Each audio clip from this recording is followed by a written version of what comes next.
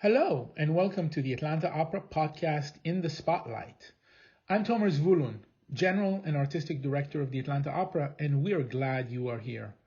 I'm excited to introduce to you this new initiative. BlinkOpera is a new way to engage with the art form that we love so much and the artists who bring it to life. Who better to bring you these stories than the artists who perform them and know them so well? So our premise is simple. We unpack the plot, we sprinkle in the highlights, share some anecdotes in the most time-efficient way. Blink and it's over. Just 10 minutes. Let's get started.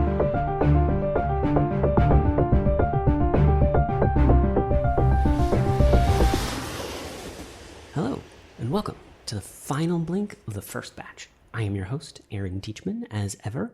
We hope these blinks are an opportunity to spend some time with amazing stories and wonderful music, a reminder for those who know, and a teaser for those who might not know yet, and a amuse-bouche when you can't make it out to the theater, wherever and whatever shape that theater takes. We hope you enjoy them, you tell your friends, and you tell us what you think of them. Our singer-host is going to introduce themselves in just a moment, but first we have some admin. Admin I'm actually pretty excited about. Does that sound like an admin? I don't know. This is the Threepenny Opera Blink, and that show is still on the stage as part of the Molly Plank Big Ten series. Our musical excerpts are hot off the digital multi-track recorder from that production, directed by Tomer Zvulun and conducted by Francesco Miliotto. Now, plot twist. Our admin includes a little drive-by dramaturgy this time. Threepenny Opera throws up two challenges for us in the BlinkOpera studios. First, a peek behind the curtain. The Atlanta Opera production of a show provides us with our baseline for things like plot and song order. We're using the 1954 Blitzstein translation, the less censored version, if you're curious. But when you dig into the production history of Threepenny Opera, in translation or not, you quickly discover that even Brecht and Weill didn't necessarily do the exact same show twice.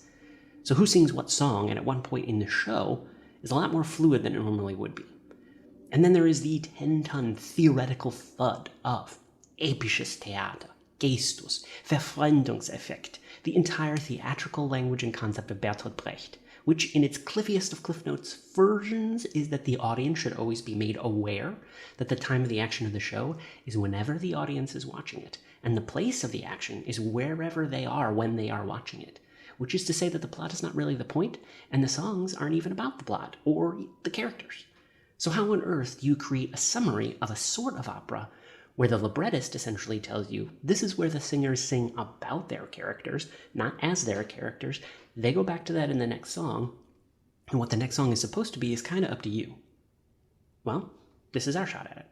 A weighted average approach on that plot song order thing, and this here kind of content warning, as it were. Nothing else to do now but get on with it. So here we go. Here we go. There we are. We're recording. Yes. All there right. we go. Yes, exactly. Okay. Let's go ahead and do an introduction. Hello, my name is Jasmine Habersham, and I am a company player with the Atlanta Opera.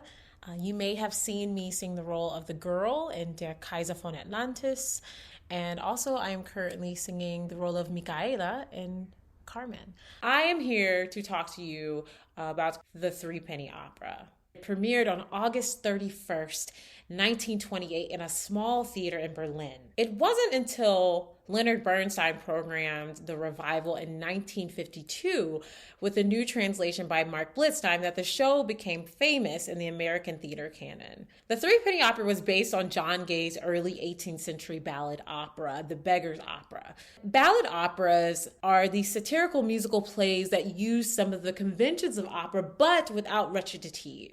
The lyrics in the piece are set to popular broadsheet ballads, opera arias, church hymns, and folk tunes of the time.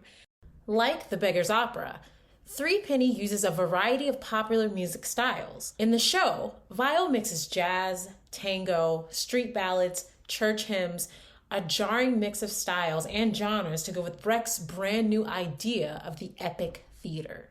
So let's dig into the synopsis. After the overture, a street singer comes on stage with a barrel organ and sings the crimes of the notorious bandit and womanizer Mac the Knife. The shark has pretty teeth, dear, and he shows them pearly white. Act 1 begins in the shop of Jonathan Peacham. Mr. Peacham is London's basically he controls the beggars. In a way, he basically equips and trains them in return for a cut of some of their earnings. As he's enrolling a new beggar with the help of his wife, Mrs. Peachum, they notice that their daughter, Polly, did not come home the previous night. So the scene shifts to an empty stable where McKeith is about to marry Polly. And they are there with the gang, and the gang has stolen all of these expensive furnishings and all of the food to get ready for the wedding. The gang members are sitting down. They're trying to provide some fitting entertainment, which none of them can do. Polly takes it upon herself and sings the rough and turbulent story of Pirate Jenny. By noontime the dock is a-swarming with men coming off of the ghostly freighter. They're moving in the shadows where no one can see, and they're chaining up people and bringing them to me, asking me, kill 'em now or later? Asking me, kill 'em now or later? The cops show up, giving the bandits a scare, but it is just Tiger Brown, Mac's old army buddy, which Mac is very quick to remind Brown during Cannon Song. Tiger Brown isn't making a social call, though. There is a coronation coming, and he wants Mac's assurance that he and his gang aren't planning anything that would disrupt it. Mac is so happy to do so, but also wants to make sure, because he knows exactly what Mr. Peachum thinks of him, that there's no evidence on him that could put him in jail. Tiger tells him it's all been taken care of. Polly returns home and announces to her parents that she has consummated her marriage to Mac the Knife. Her parents are, of course, very upset, and in response to that, she sings Barbara song, also known as a song of yes and no.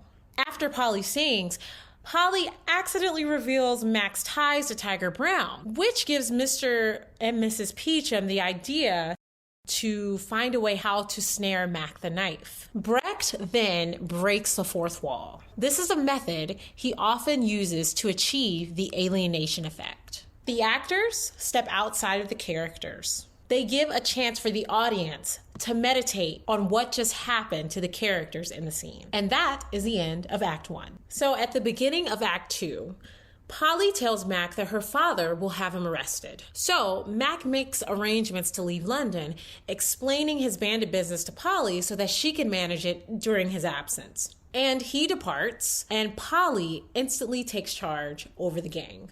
Mrs. Peachum then arrives at the whorehouse to bribe Jenny, which is one of Mac's old lovers, to turn him in. She knows men like Mac all too well, as she demonstrates during the Ballad of Sexual Dependency, which ends, sure enough, with Mac entering the whorehouse to visit Jenny. Jenny and Mac reminisce about their time as a couple during the tango, or Pimp's Ballad. We had our love by day, and don't you smirk.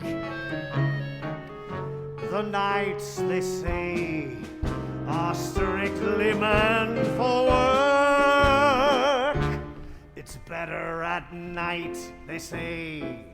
Oh, but it ain't bad by day. As Mac is strolling down memory lane, Jenny takes the opportunity to signal the cops. The cops arrive, led by a man known only as Smith, to arrest Mac and take him to jail. He attempts to bribe the guard to remove his handcuffs, reminding him that bulging pockets make life easy in Ballad of the Easy Life. Lucy Brown, who is the daughter of Tiger Brown, arrives to complain about Mac's unfaithfulness to her. Polly meets Lucy, and then Lucy reveals that she is also, or actually, Mac's wife. They sing out their disagreement in the jealousy duet. Polly leaves, and Mac the Knife then convinces Lucy to help him escape. Mr. Peachum drops by the jail and is quite upset to discover that Mac is no longer there. To hurt Tiger Brown, Mr. Peachum threatens to flood the streets with all of his beggars and utterly ruin the upcoming coronation day, which would destroy Brown's career as corrupt police chief, forcing Brown to once again betray his old army friend.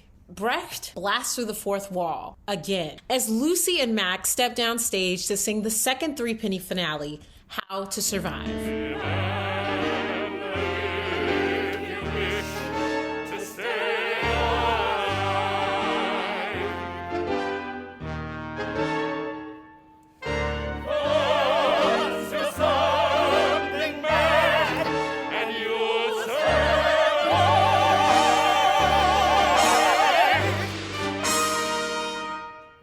And that's the end of Act 2. At the beginning of Act 3, Jenny comes to the Peachum shop to demand her money, which Mrs. Peachum refuses to pay. A desperate Jenny accepts much less from the exasperated Mr. Peachum, only to whisper Mac's new location to him. Brown rushes out to Beggar's friend, determined to arrest Peachum and the beggars, but he is far too late.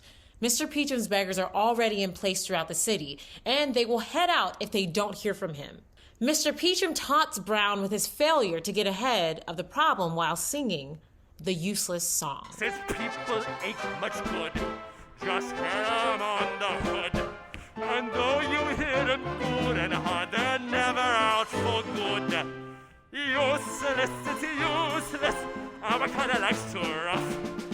Take it, baby, it's useless, you're never rough enough. Brown asks, how could he possibly arrest Mackie if he doesn't know where he is? In response, Peachum prompts Jenny, and she reveals to Brown that he is sheltering at yet another whorehouse. A different one this time. Brown sends Smith out to get Mac again. The curtain falls, and Jenny steps downstage and reflects on Mac's fall during Solomon's song. Back in jail, Mac frantically tries to put a bribe together in his first call from the grave. But the gang, who now answers to Polly, refuse to help him. He struggles to accept his fate as he calls from the grave yet again. He soon stops resisting and asks the assembled friends and enemies to forgive him a bit, in what he thinks is his epitaph. Mackie is then taken to the gallows. At the very last possible moment, marking the third Threepenny finale, a messenger on horseback arrives, occasionally played by the same actor as Tiger Brown, who announces that McKeith has been pardoned by the Queen, granted a castle, and a pension. During this finale, the cast reminds the audience that happy endings aren't handed out like that in real life. And you should go home and think about that. Hey guys, thank you so much for listening to me chat about the Threepenny Opera. I really hope that you will come and check us out and see our production here at the Atlanta Opera. And there you have it, our Some Over Paths version of a Threepenny Opera synopsis. At time of release, we have just finished up the Spring Big Tent series, an incredible run for our Threepenny Opera and our Threepenny Carmen. The good news is that, like Pagliacci and Kaiser von Atlantis before them, these shows are destined for the streaming platform, Spotlight Media. We'll put those films out as soon as we are satisfied that they are as good as they can be, which is a long way of saying there is no release date yet. But if you don't want to worry about dates, you can pre-order them at stream.atlantaopera.org right now. The Atlanta Opera is a nonprofit organization. If you are interested in supporting our artists and our company, please consider a donation today. Thanks for listening. Ciao.